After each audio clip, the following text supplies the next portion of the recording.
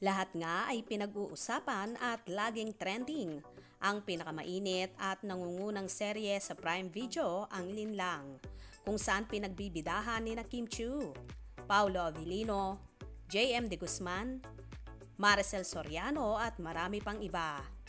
Marami nga ang relate match at awang-awa sa karakter ni Paolo na si Victor, kung saan niloloko at pinagtataksilan siya ng asawang si Kim Chiu, aka Juliana.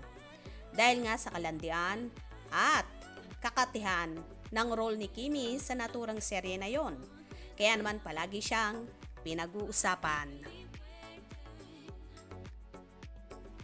Kahit nga ang kanyang mga kaklase sa gym ay gigil sa kanya at nais pa siyang sabunutan, kung saan ang isa ay umakmapang sasabunutan si Chinita Princess na ikinatawa na lang ng dalaga.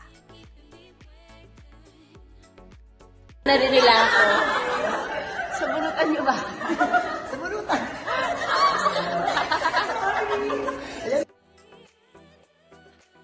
Hindi lang sa Pilipinas pinag-uusapan ang seryeng ito at sa iba't ibang panig ng mundo. Kahit nga sa kanyang afternoon show na It's Showtime, ay panay ang papuri at pag-congratulate nila sa actress sa husay sa pag-arte, at kitang-kita talaga kay Kim na nag-improve na talaga ang kanyang acting career.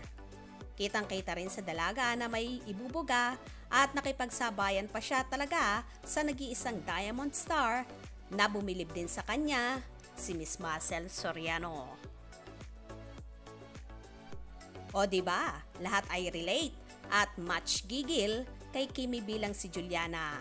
Anong say mo siyan sa paglalanding ito ni Kimi na kabi-kabilang pinag-uusapan sa SOCMED at sa iba't ibang platform? For sure, very happy at proud si Sian sa tagumpay ng nobya na lumabas na nga sa comfort zone niya na palaging pasweet at siyang inaapi.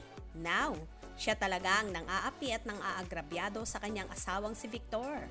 Paolo, hook ka rin ba sa seryeng ito? Kaya naman tumutok at wag pahuhuli sa mga maiinit na kaganapan. Anong inyong magiging reaksyon sa bidyong ito? Comment below.